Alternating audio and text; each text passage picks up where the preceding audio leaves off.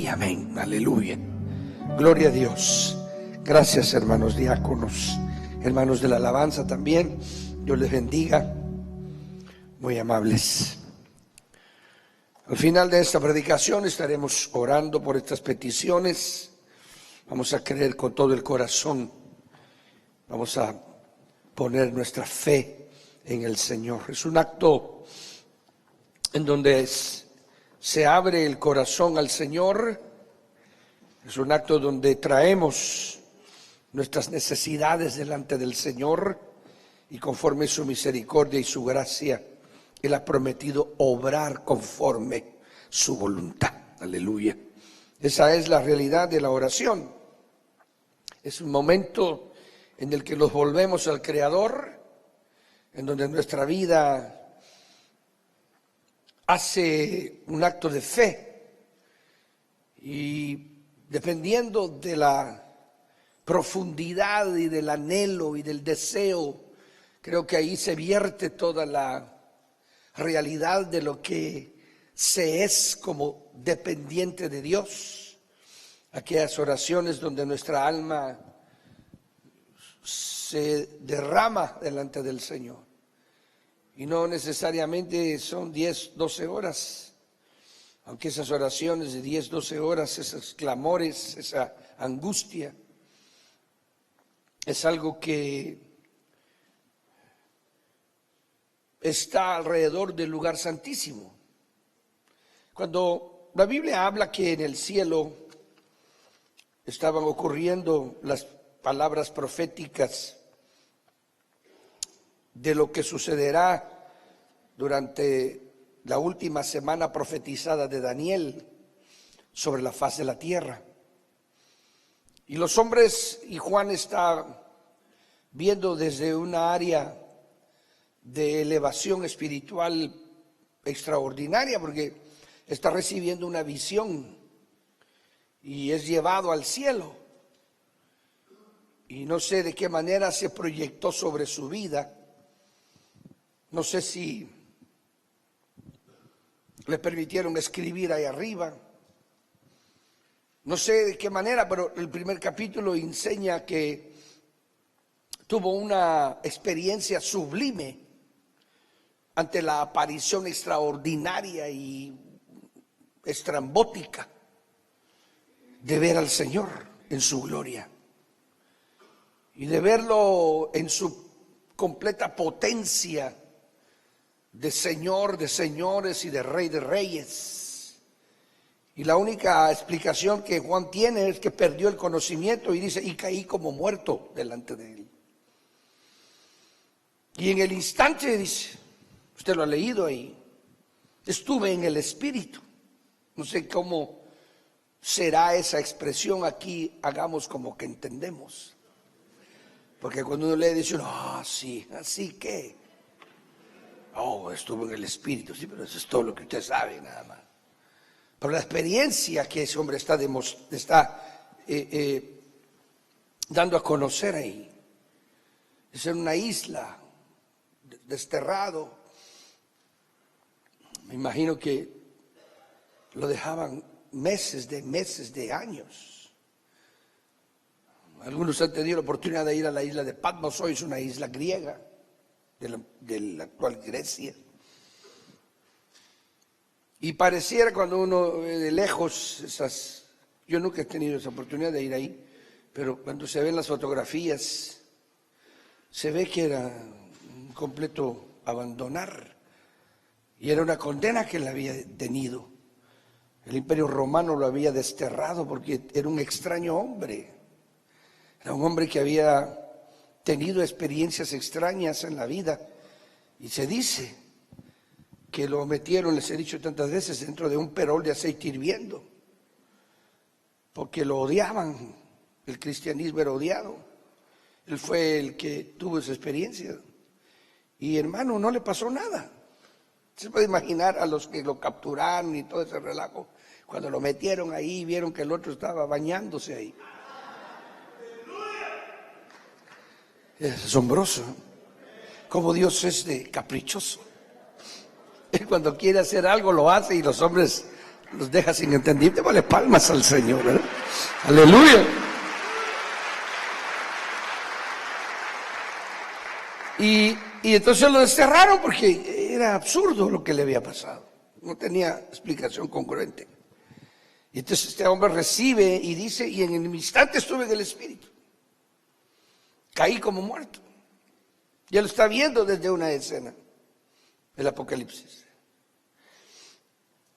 Y entonces está observando la manera en que está aconteciendo los juicios sobre la tierra.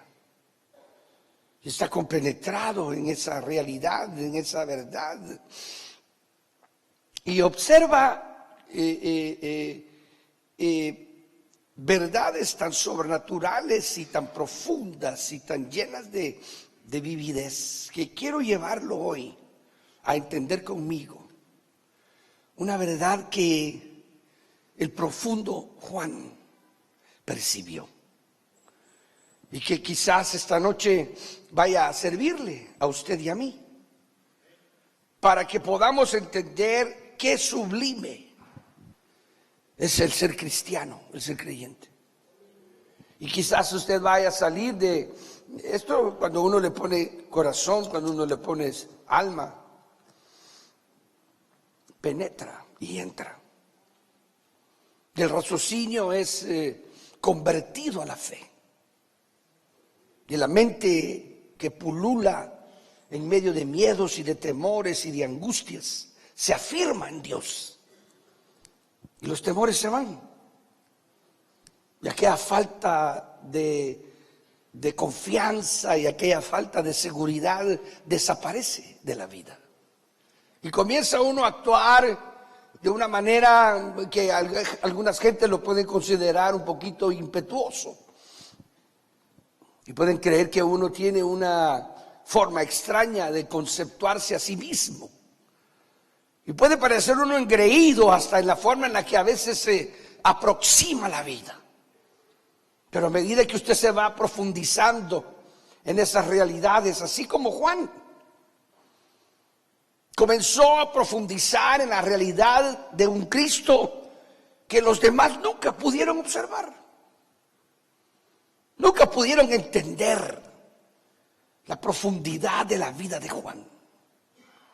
Este hombre tuvo unas manifestaciones tan extraordinarias de cariño y de amor de parte del Señor que no eran comunes en el Señor. Y era un hombre que cuando se platicaba y se hablaba con él había tenido un cambio y una transformación tan profunda de carácter y de vida que el Señor al principio quiso identificar a cada uno y tomó, él era el Cristo glorioso, el verbo hecho carne. Se hizo tan real y tan verdadero que inclusive le puso ciertos epítetos o nombres o seudónimos a sus discípulos que los identificaban cómo era su carácter. Y a Juan lo conocía que era muy belicoso. Y su hermano también, Jacobo. Y por eso le puso Boanerges. Les identificó como personas de carácter bastante rígido y poco amigable.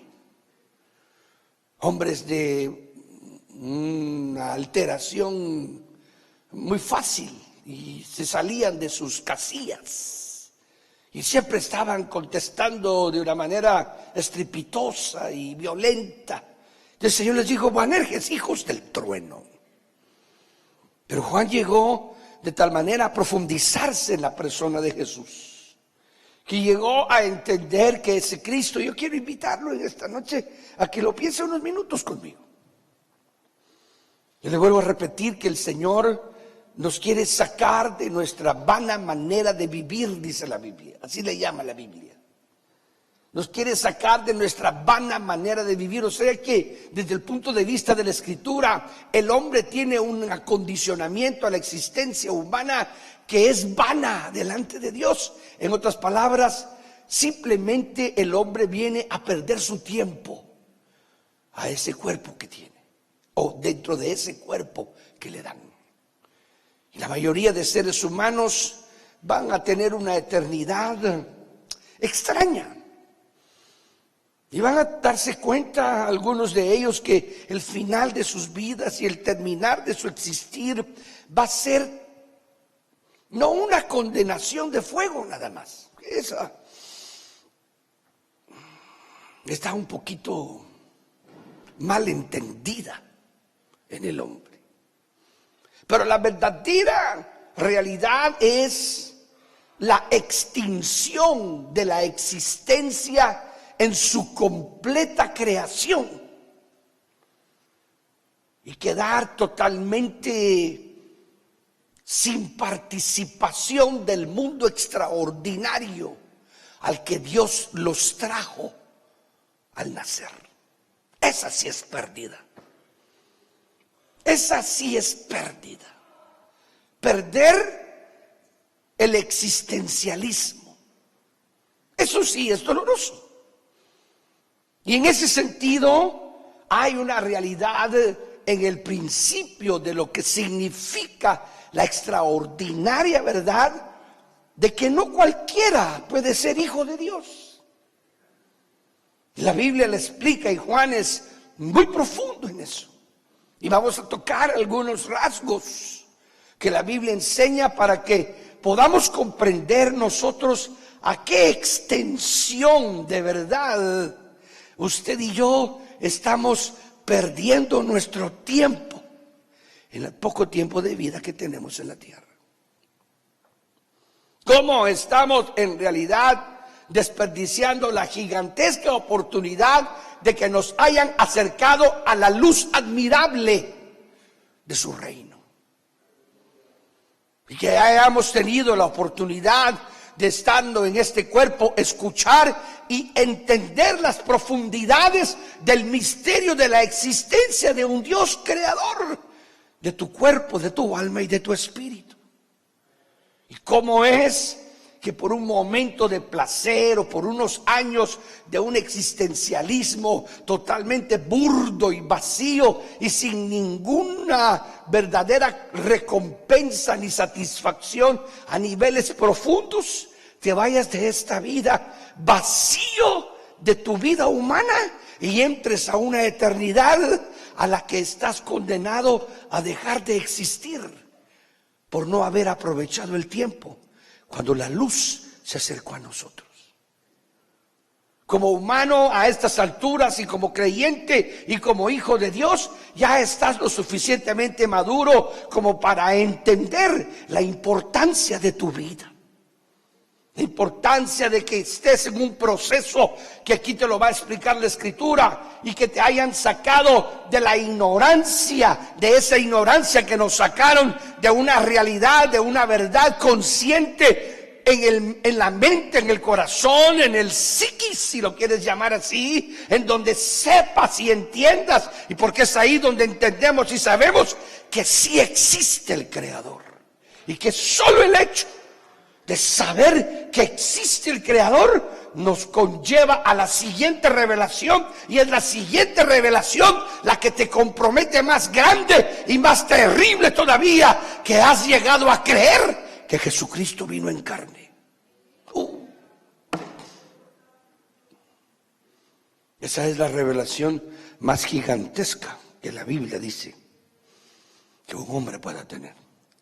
No es saber el Apocalipsis, ni saber cuál es el séptimo, el trueno, o los caballos del Apocalipsis, o esto y aquello, y los relámpagos, y aquí, y los ayes.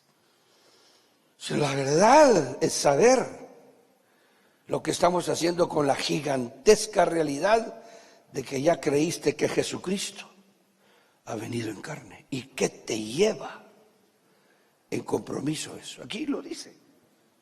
Primera de Juan 5:1, vamos a empezar ahí, un tiempo todavía prudencial. Le leo en el nombre del Padre, del Hijo y del Espíritu Santo. Primera de Juan 5:1. Todo el que cree que Jesús es el Cristo, oiga bien esto, es nacido de Dios. Nacido de Dios. Esto es importantísimo. Porque este nacer de Dios es la base fundamental para entender y creer que millones de millones y millones de almas que vienen a este mundo, nunca, aunque son nacidas al mundo, jamás serán nacidas de Dios. Oh, eso es tremendo, hermano. Eso usted y yo, eso hace que nuestros enormes problemas sean chiquitos. Este sí es un mayor problema. Eso es lo que usted tiene que entender para comenzar a vivir la vida profética que Dios tiene para usted. Esa es la superficie primera a la que usted tiene que acercarse según la Biblia, según el entendimiento de la Escritura. Los grandes hombres que iniciaron el Evangelio,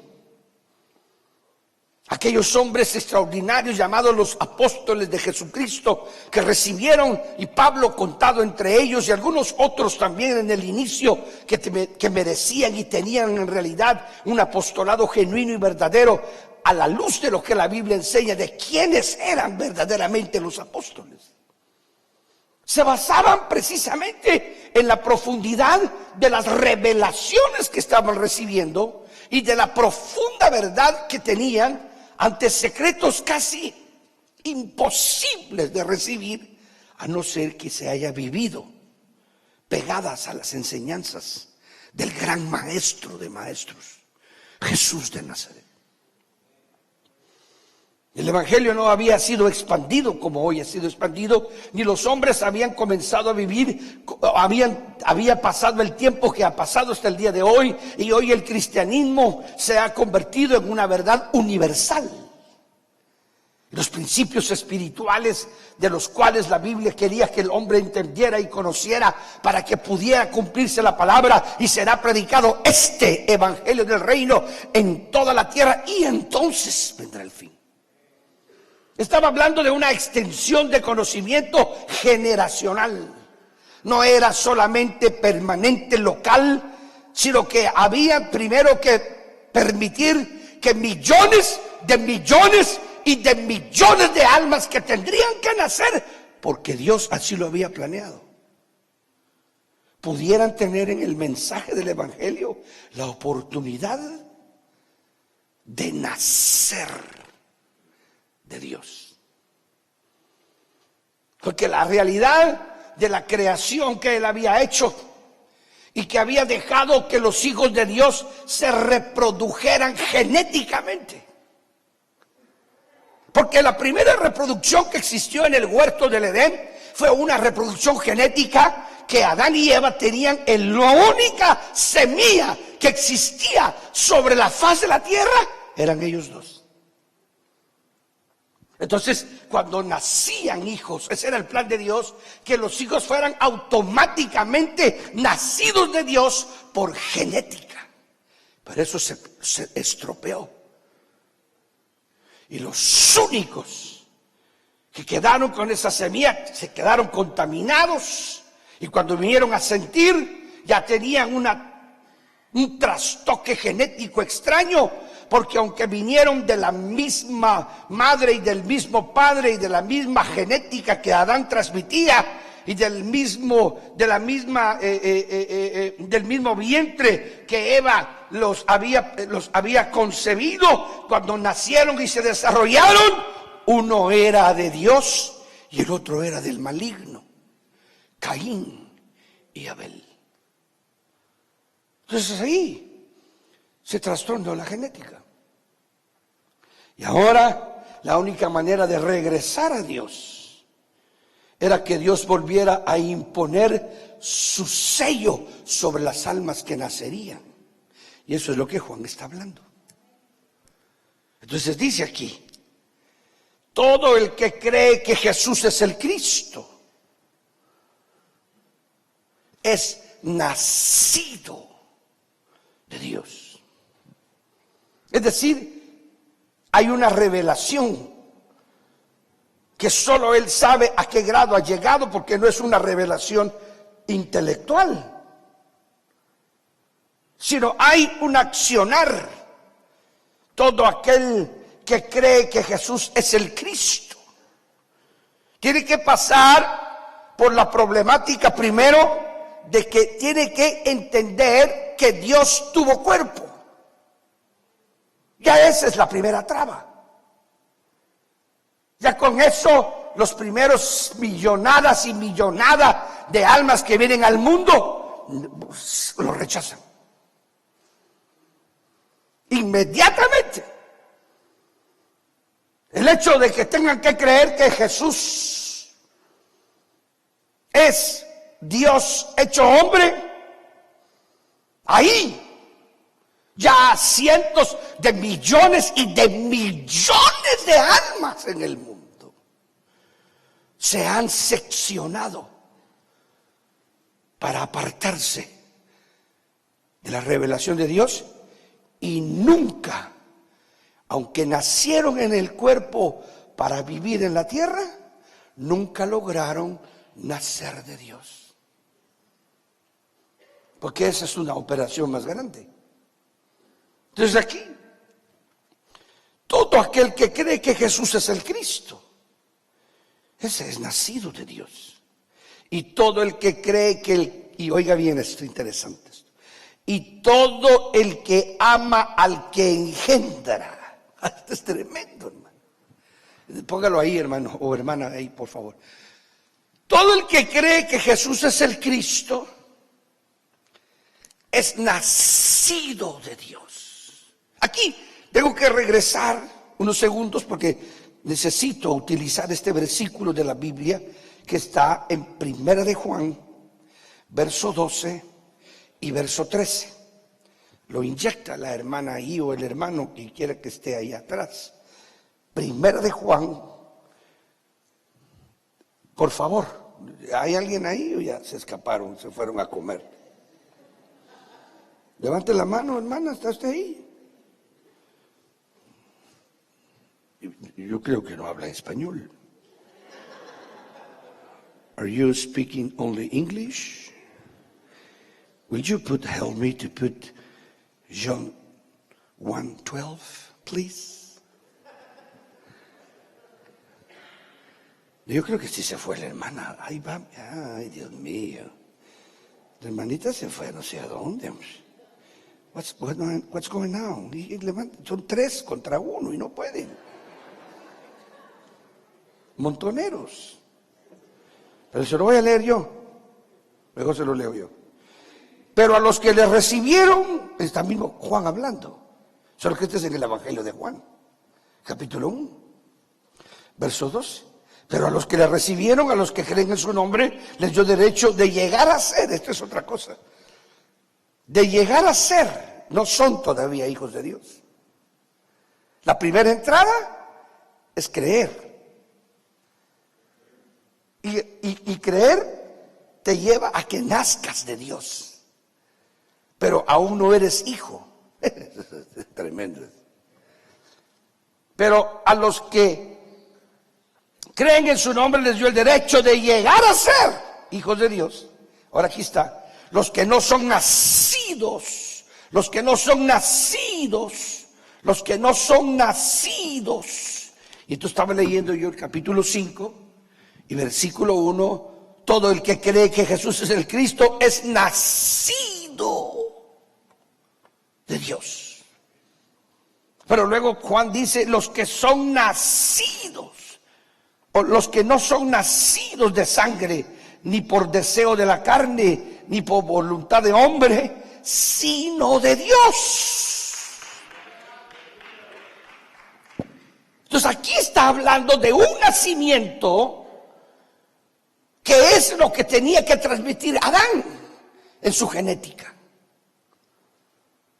Él tenía el derecho junto con Eva de transmitir la naturaleza que Dios le había dado a toda su creación. Y todos los que nacieran de ellos eran nacidos de Dios, pero no llegaron a cumplir eso. Entonces ahora vino el postrer Adán. Y el postrer Adán ahora es el Cristo. Yo no tengo problema con eso. Él es el Cristo. El anunciado a Israel, el dicho a Israel, el ofrecido a Israel, el Israel, pueblo de Dios, el Israel a quien Dios llamó en Abraham, Isaac y Jacob. Yo ya lo entendí, y entonces ahora al razonarlo, yo creo que Jesús es el Cristo. ¿Cuántos creen que Jesús es el Cristo? Ni modo, si no, no estaríamos aquí zampados. Por eso es que en algunas iglesias son un poquito selectivos y le dicen a la gente: ustedes, de tanto tiempo, ustedes siéntense aquí adelante, ustedes son hijos. Usted fue hasta atrás. Yo conozco iglesias así. Entonces los que todavía no son hijos los sientan atrás. No quiere decir aquí no. Aquí todos nos sentamos donde queremos. Pueden ser los de adelante los más problemáticos. Aquí no hay junto así, pero yo he oído de eso. Entonces dice, los que, ahora ya llegó la turba a ponerlo, a ver si lo ponen ahora. Verso 12. Eso es. ¿Qué tal estos muchachos? Pero a los que le recibieron, a los que creen en su nombre, les dio el derecho de llegar a ser. No son todavía, porque es un proceso. Por eso fue que Judas se pudo perder. Si no, no se hubiera perdido. Por eso es de que hay versículos de la Biblia donde dice que pueden borrar nuestros nombres del libro del Cordero y de la vida. Por eso es de que tenemos que entender nosotros qué oportunidad estamos teniendo. Los que no son nacidos, entonces hablamos de los nacidos. ¿No son nacidos de sangre? Esto es muy interesante aquí. Sangre está hablando de una componenda de hombre con mujer. Yo me pongo a pensar ahora y estoy totalmente, no sé ni cómo me da. Cuando yo veo en las revistas de hoy en día a los homosexuales famosos y a las lesbianas famosas que promueven el homosexualismo y promueven el lesbianismo como algo honorífico, como algo extraordinario, yo me pongo a pensar qué clase de educación recibirán en la mente dos criaturas que están comenzando a vivir en donde los dos progenitores de ellos son del mismo sexo. Eso es importante. Millones de homosexuales y lesbianas están teniendo hijos de sangre. Eso es innegable. Porque aquí lo dice, que hay almas que son introducidas al mundo y que la voluntad de que sean introducidas al mundo es voluntad de sangre, de conocimiento humano, de inteligencia humana. Los que no son nacidos de sangre, ni por deseo de la carne. Oiga eso. Ni por voluntad de hombre, sino de Dios. Entonces aquí lo que está Juan diciendo en el capítulo 5 y versículo 1, viniendo de esta realidad que está aquí, es que el que es nacido de Dios ama al que engendra. ¿Qué es lo que significa nacer de Dios? Entonces, nacer de Dios no significa nacer físicamente. O sea que nosotros tenemos que entender y tenemos que comprender que la humanidad desde los días de Adán está compuesta por una triste realidad en donde las almas que están naciendo a este mundo están naciendo por una vía que no es la vía que Dios quería. Ese era el verdadero trastorno que Satanás quería provocar en el reino eterno. Y lo logró. Nuestro lío es serio, hermano. Nuestra enfermedad que tenemos, eso es seria. La enfermedad que usted y yo traemos al mundo, genéticamente hablando, pero que es transmitida por una desobediencia espiritual, nos ha llevado a estar totalmente destituidos de la gloria de Dios. Usted no puede entrar a la gloria de Dios.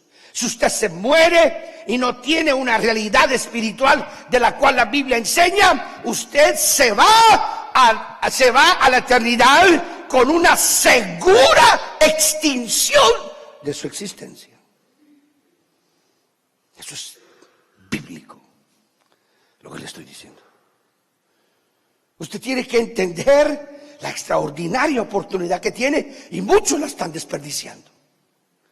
No se dan cuenta los creyentes, los hijos de Dios, la extraordinaria realidad. Yo estaba pensando el otro día cómo fue eso de la extraordinario movimiento de la revolución protestante, del movimiento de la reforma. Cómo es que realmente, hermano, ocurrió en la época en la que ocurrió, en el momento en que ocurrió. Cómo fue que el Señor permitió que millones de almas. Yo encontré el versículo en el libro de los Hechos, en donde lea todos los Hechos y lo va a encontrar. Porque hay gente que me dice, hermano, usted no dice los versículos. Lea usted, examine. Si usted también puede leer. Ni modo, como no, Chon quiere que yo le haga todo. Pero yo encontré ese versículo del libro de los Hechos en donde Pablo está hablando ya a profundidades y dice que el Señor en las épocas pasadas, Él toleró y permitió que millones de almas vinieran al mundo, pero que nunca les reveló absolutamente nada del Sinaí, que jamás escucharon el mensaje que escuchó Israel, que el Señor tenía un trato con ellos. Y entonces yo le puedo decir, como Pablo ya murió, ahora lo voy a decir yo, que estoy viviendo en el siglo XXI, yo puedo decir como Pablo una realidad. También el Señor, de la misma manera que pasaron cientos de años, a los cuales Pablo informa que esas almas simple y sencillamente serán juzgadas por su conciencia. Romanos lo dice, ya le voy a ayudar un poquito más. No los va a condenar ningún verso de la Biblia, ningún libro que haya Dios revelado en el Antiguo Testamento, nada. Simplemente los van a llevar por su conciencia, y su conciencia es la que los va a condenar. Pero al mismo tiempo que estaba Dios tratando con Israel, nacían millones y millones y millones de almas, hermano. Entonces, al mismo tiempo hoy que el Señor Jesucristo murió en la cruz y después se metió Constantino e hizo toda la monserga que hizo, que salió la escandalosa Iglesia Católica, Apostólica y Romana, y que engañó, estuvieron por 1400 o 1200 y pico de años, millones de almas estuvieron naciendo sin que nunca oyeran el mensaje del Evangelio. Usted se puede imaginar la grandeza y la extraordinaria realidad del tiempo en que a usted y a mí nos tocó nacer, hermano. Ni siquiera eso ha entendido usted y yo. Es la oportunidad, no sé, qué Dios tiene con nosotros. No sé por qué, tal vez somos los peores. Porque según Pablo, lo despreciado, lo desechado, lo que no sirve, Eso escogió Dios. Démosle palmas al Señor. Bendita sea su gracia. Démosle palmas al Señor. Bendita sea su misericordia preciosa.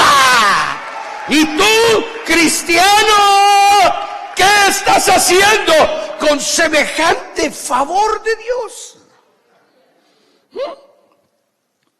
¿Qué estás haciendo con el semejante favor de Dios? Porque aquí lo dice, esta profunda verdad. Capítulo 5 de Primera de Juan, versículo 1. Todo el que cree que Jesús es el Cristo nació de Dios, y todo el que ama al que engendra. O sea que el para ser nacido de Dios hay que escuchar un mensaje. Por eso es que la reforma, que era el tiempo final, sucedió y aconteció lo que pasó. Porque era el tiempo en que iba a haber un reciclar como nunca antes ha habido en la historia de la humanidad, de millones y millones y millones de almas que Dios quiere llenar. Verdades eternas que solo Él sabe por qué creó a Adán y a Eva y los hizo tan especiales.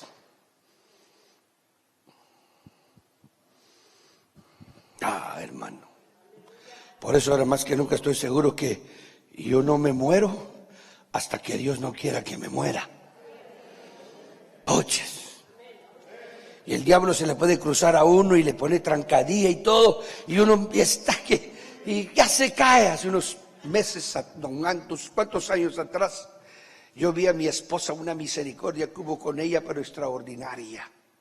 Y me imagino que así es cuando le mete trancadilla el enemigo a uno. Mi mujercita, íbamos al banco, y entonces yo, como soy una belleza de marido, no me lo creen ustedes, no me lo creen, yo siempre la dejo cerquita de la puerta. Más bien dicho, la hermana no me cocina si no la dejo cerca de la puerta. Y entonces la dejé cerca, pero ella no se dio cuenta que hay de esos donde se parquea uno de los carros y hay un retén, ¿verdad? Hay algo así de cemento. ¿Ah? Y entonces ella iba y no se dio cuenta, iba caminando y yo estaba viéndola cuando iba caminando. De repente la veo que ¡pum!, se tropieza ahí. Y mi señora iba para abajo y dije yo, Señor, ten piedad de ella porque ahorita se hace leña. Y mire, hermano, qué increíble esa hermana Noemí. Extiende la mano y se agarra del tubo, ni siquiera era tubo, sino era una cosa así, donde estaba porque yo me paré en el handicap para dejarla cerca. Pero me iba a retroceder porque no es prohibido, yo solo estaba dejándola ahí. Entonces solo se agarra de ahí y ya casi en el suelo se sujeta de eso y la veo como se levanta como que había salido de medalla de plata de las Olimpiadas de gimnasia, ¿entendés, Divi? Y se levanta así y se vuelve a agarrar con la otra mano y se endereza. Y digo yo, Señor, no cabe duda que tu misericordia es grandísima y maravillosa. Así le pone trampa el diablo a uno, hermano. Entonces, te puede poner cualquier trampa. Pero primero te lleva a oír el mensaje. Por eso es que la Biblia dice que la salvación viene por la locura de la predicación. Por eso es que la salvación es por la fe. Porque tienes que creer a un mensaje. Y según la Escritura, el que cree que Jesús es el Cristo y es nacido de Dios, tiene que entender que hubo alguien que engendró a ese Cristo. Mira lo que entiendes en un segundo cuando recibes al Señor. Y lo que no han entendido los que creen que aceptaron a Cristo, pero lo hicieron solo intelectualmente. Esa es la realidad. Si no, no hubiera existido Judas. No habría explicación por qué Judas se entregó al Señor. No habría por qué razón la Biblia habla cuando dice Demas me ha amado. Demas me ha abandonado amando a este mundo. O sea, es una realidad que nosotros tenemos que entender, hermano, que todo el que ama al que engendra, ¿a quién se tiene que amar para creer que Jesús es el Cristo? Al Padre.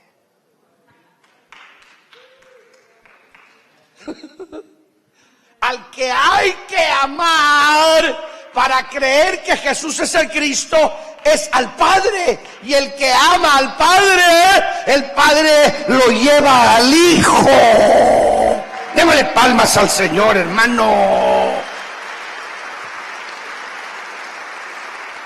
Todo el que ama al que engendra, o sea, todo el que ama al Padre, ama también al que es nacido de Él. Claro, cuando somos conocedores de eso y entendemos que el Padre fue el que engendró al Hijo, también amamos al que engendró, que es Jesucristo, el Rey de Reyes y Señor de Señores.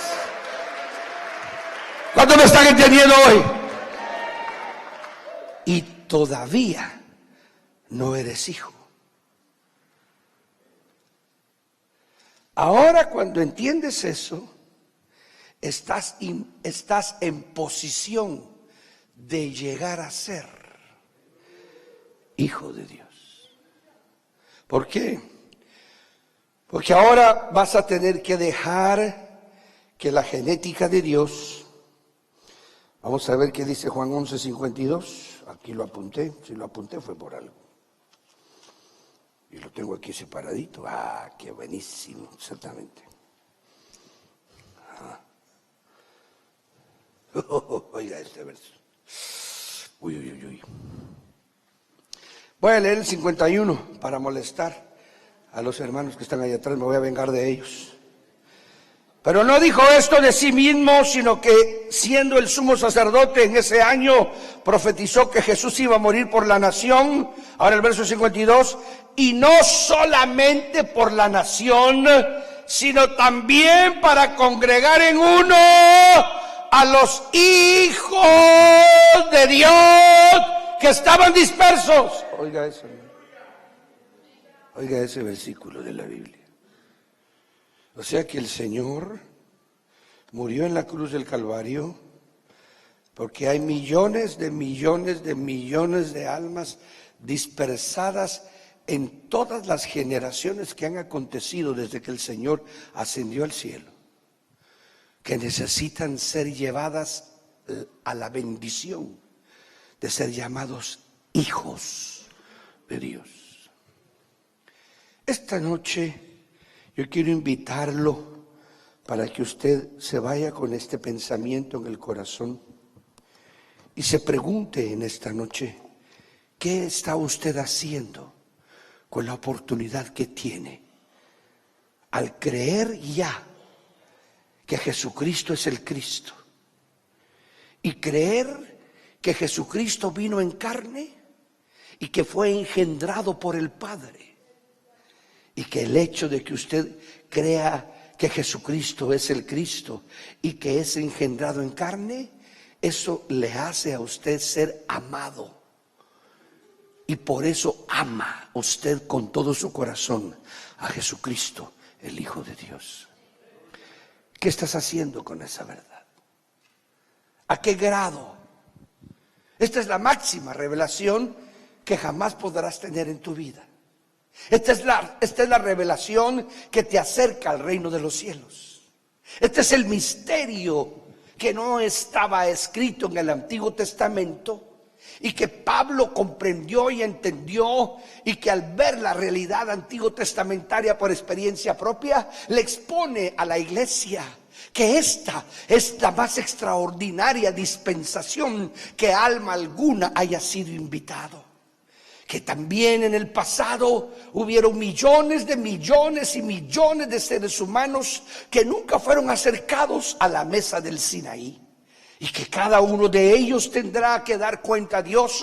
Y lo que Pablo entendió era que conforme a su conciencia habrían de ser juzgados, pero que hoy, al entender el mensaje de la gracia, al comprender la muerte de Jesús y saber que nació de una mujer judía y que fue criado dentro del judaísmo, y que ese Cristo fue levantado de entre el pueblo de Israel como el profeta que Moisés había hablado, y que misteriosamente fue llevado a la cruz del Calvario, y que si hubieran sabido quién era no lo hubieran condenado, pero por cuanto estaba vedado para ellos, Israel ahora, él entendió que por eso él había sido parte ciego, y ahora que vio, agradecía y amaba a Dios y lo bendecía por haberle revelado quién era Jesucristo, pero que Israel jamás volvería a recuperar su conciencia, sino que sería hasta en el tiempo del fin, que es ahorita que estamos nosotros viviendo. Ahora el gentil debe de saber que aunque Dios en su gracia y misericordia ha sacado el sol sobre buenos y malos, ahora ha llegado el fin de los tiempos, y que trajo la más grande revelación. Y asústate tú, y a ti te ha tocado vivir después de la Reforma. A ti te ha tocado vivir 500 y pico de años después de la Reforma, y te ha tocado vivir en el siglo XXI, y estás cercano a una revelación exuberante y extraordinaria que Dios está haciendo. Ahora te quiero preguntar a ti que me oyes, que estás oyéndome y escuchándome, ¿qué pamplinadas estás jugando en la revelación que Dios te ha dado? ¿Cómo estás arriesgando la única esperanza que tienes de no ser extinguido para siempre existencialmente? ¿Cómo te atreves a que esa palabra que Dios te ha dado y te ha revelado quede sin fruto en ti? ¿Cómo no sabes que eso que tienes es el tesoro más grande? Que no habrá revelación apocalíptica ni revelación de ningún capítulo de la Biblia que supere y sea más grandiosísimo que lo que ya conoces en el alma hoy. Y por eso aceptaste a Cristo y te bautizaste en agua. Hermano, Él quiere que seas hijo de Dios. Él quiere que llegues a ser hijo de Dios. Él te está ofreciendo. En su preexistencia, ya Él nos conoce. En su preexistencia, ya Él, lógicamente, al introducirnos, ha puesto a disposición, inclusive exclusiva de Él, en qué época las almas habrían de aparecer. Cuando uno se profundiza en las verdades de Dios y empieza a entender que tiene espíritu y que tiene alma, sin necesidad de ser esotérico, sin necesidad de caer en las estupideces del hinduismo, ni tampoco en las ignorancias de los tibetanos con sus meditaciones y con sus mantras y sus sutras. Uno llega a entender que hay una verdad espiritual que tiene que desarrollarse en el interior del ser humano, que el ser humano tiene un espíritu potencial, que el ser humano tiene una alma que se eleva, que se engrandece, así como se pudre y se hunde en la miseria y en la desgracia del pecado y de la lejanía con Dios. Así se expande en la luz de Dios, así se crece en la luz de Dios y se vuelve una alma gloriosa, una alma abundante, una alma maravillosa, y el espíritu del hombre sale de la sombra y la penumbra de la condenación y se eleva a grados increíblemente maravillosos, como los que se nota en este Juan. Qué tremenda verdad llegó a entender este hombre. que profundo entendió el mensaje del Evangelio del Reino. No era que Jesucristo murió en la cruz del Calvario. El misterio del verdadero mensaje del reino de Dios, el misterio más grande, es que tú creas antes de recibirlo que Él fue engendrado por el Padre. Porque si eso no hubiera sido puesto por Dios dentro de ti, nunca hubieras considerado la posibilidad de que el mensaje que estabas oyendo fuera verdad. Tu mente lo hubiera rechazado. Pero en ti y en mí se cumplido y se cumplió el versículo de la Biblia glorioso: Padre, estas ovejas que me has dado eran tuyas. Tú las conociste antes que el mundo fuese. Oh, amados hermanos, misterio de misterios es ese. Ni uno se ha perdido, solo el hijo de perdición.